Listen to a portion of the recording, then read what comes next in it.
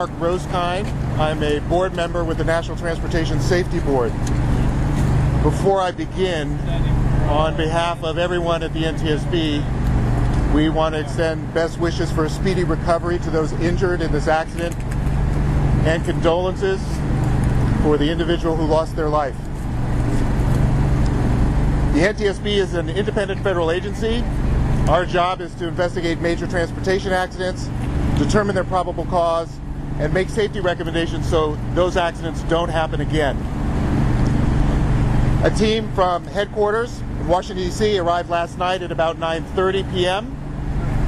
They joined two NTSB investigators who were already on scene.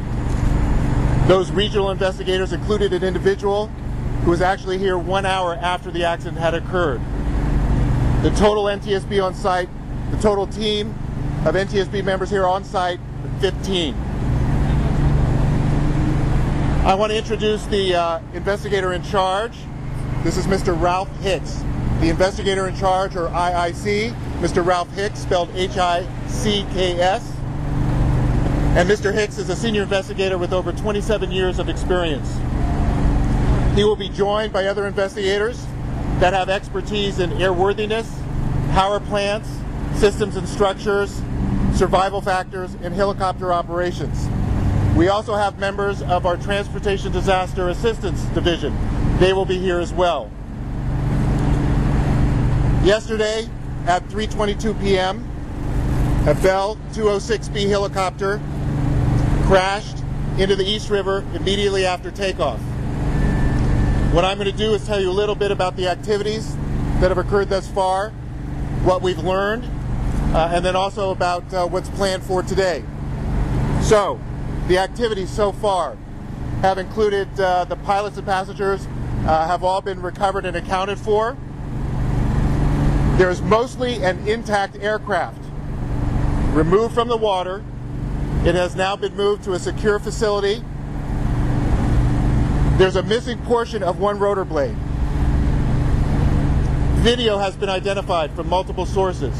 This video is now undergoing analysis to determine its relevance to the investigation. Several witnesses have been identified and already interviewed.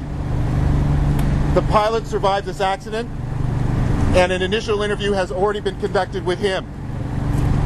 Parties in this investigation include the FAA, Rolls-Royce, they're the manufacturers of the engines, and Bell Helicopter will serve as a technical advisor through the Canadian Transportation Safety Board. Our Transportation Disaster Assistance Group is working with 4 different groups here in New York. They include the Mayor's Community Assistance Unit, the Office of the Chief Medical Examiner, Office of Emergency Management, and the American Red Cross New York. There is a long-standing good relationship between New York City and the NTSB, and that positive relationship continues through this investigation. So let me just tell you a few things about what have been learned. First, this was a Part 91 flight. That means it's a private aircraft, private flight. There is no air traffic control involved. Further, what that means is this was not an air tour operation. It was not a revenue generating operation. So Part 91, private aircraft, private flight. In his interview with the NTSB investigators, the pilot reported that he has 2,200 total hours of flight time.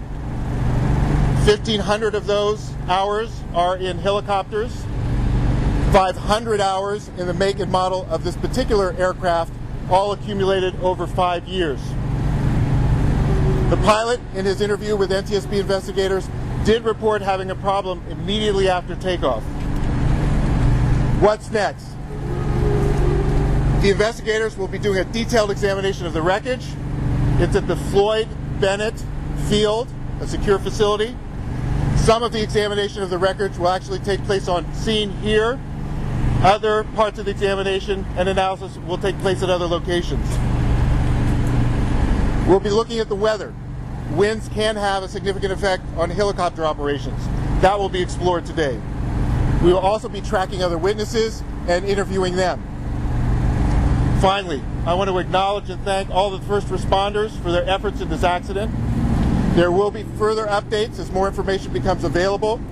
The NTSB will tweet the time and place, so please stay in touch with us on that. We do have time for some questions, and we'll open it up now. What was the problem that he reported immediately after takeoff? Sir.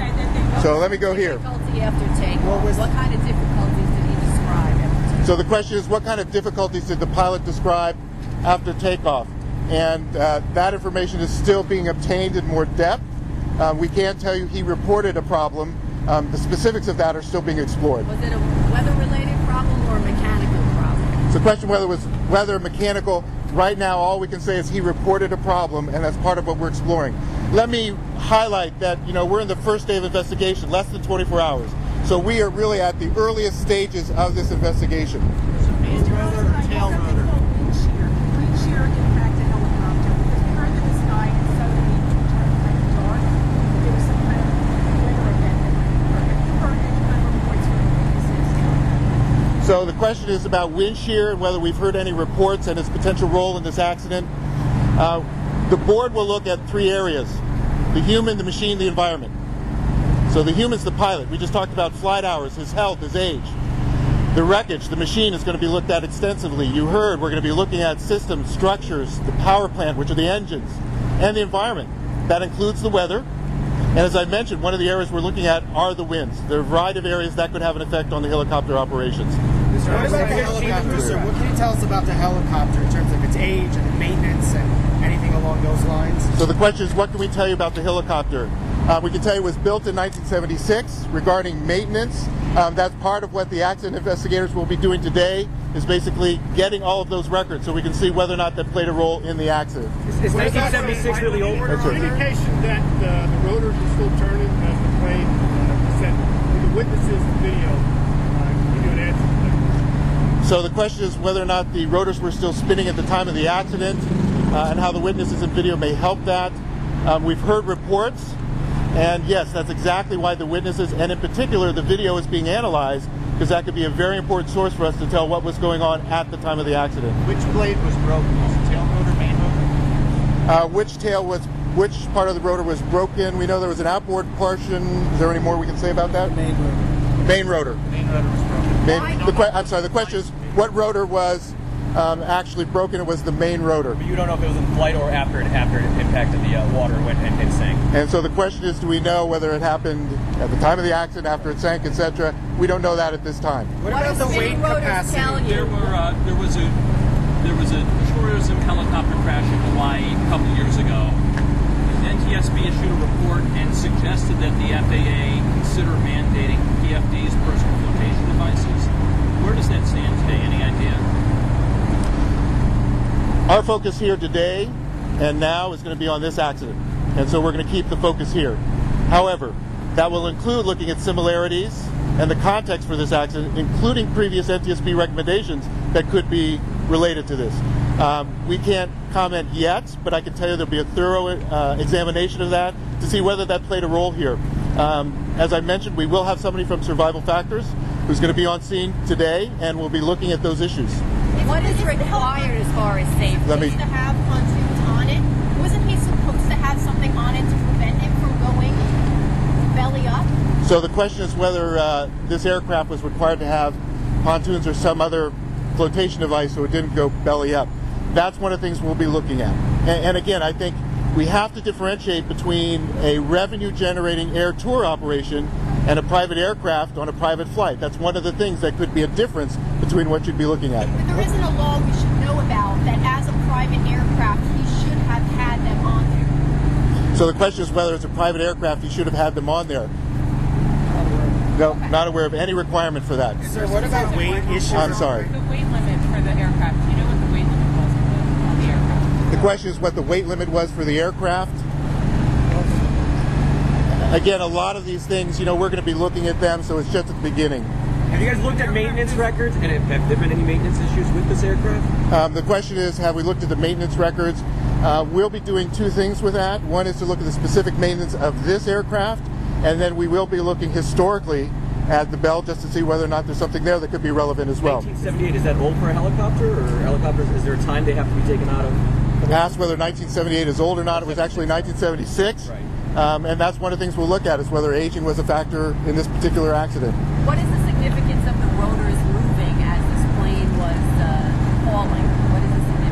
what's the significance of the rotors moving as the helicopter was falling?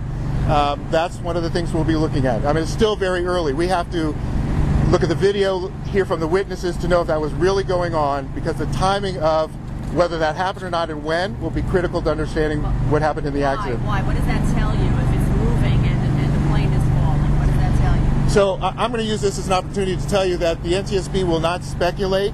We're here in this first phase of the accident investigation to collect factual information, confirm that information, and for us it's not just saying what happened, it's why it happened. Because it's that why that allows us to issue safety recommendations so this doesn't happen again. Is there some sort of recording on there? So the question is whether or not there was recording on there. We don't believe so. An aircraft like this could have something that records engine information, possibly GPS information. It wouldn't be standard for some kind of a, quote, black box that you'd expect. However, that's one of the things we're going to look at to determine what kind of information could be available from the aircraft. What kind of recordings and videos are you guys looking at? Do you know? Question, yes. Was the pilot cooperative with your interview process? Was the pilot cooperative with the interview process? All I can tell you is that we made contact, requested the initial interview, and we have information which I've already described to you that he did provide. Can you talk about this pilot was involved in an accident or an emergency landing back in 2006. Was that part of your investigation? What would be part of your investigation? So the question involves this pilot's history of previous incidents that occurred, and that when I mentioned the human, machine, and the environment, part of the human is actually looking at this pilot's, not just his total flight hours, but his history. And that absolutely will be part of what the investigators look at. Is this chopper owned Good by a night. private company? Is this chopper owned by, can you tell me the name of the company or if the pilot himself? The question is whether this chopper was owned by a private company. At this point, that is our understanding. But again, we are out trying to collect more factual information and confirm the company, the owner, etc. is part of what's going on right now. This video you're analyzing, where is it from and will it be released?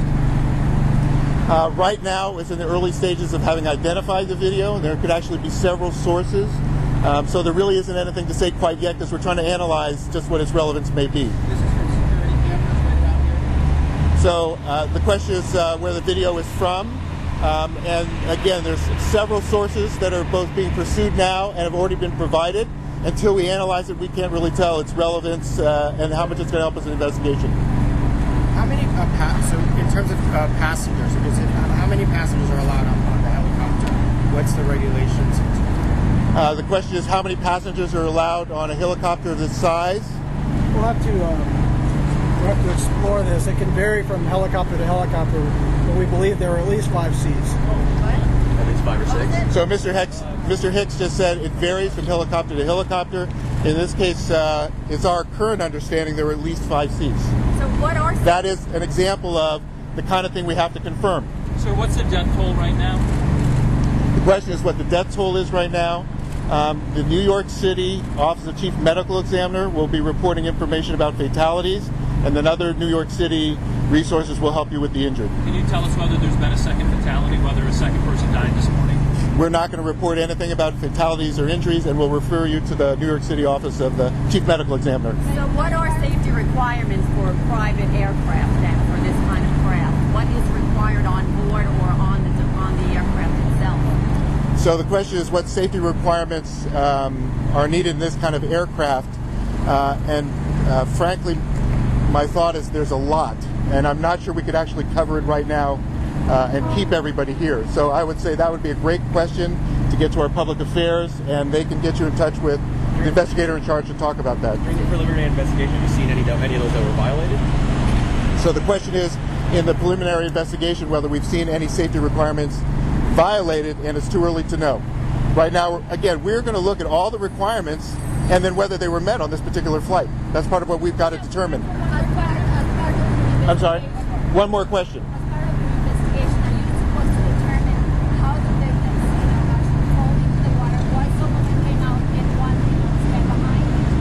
So the question is, as part of this investigation, will we be looking at the survival aspects of this accident? Absolutely. And in fact, I want to give Mr. Hicks credit. Today he was already on the phone making sure we have a survival factors expert from the NTSB who will be on scene very shortly. And that's exactly what that investigator is going to look at, is what was going on. We're always wondering how people got out, who survived, who didn't, and whether there's something from a safety perspective we need to address. That's it for now. Again, there'll be further updates. You can follow the NTSB on Twitter to know time and place for any updates. Thank you very much.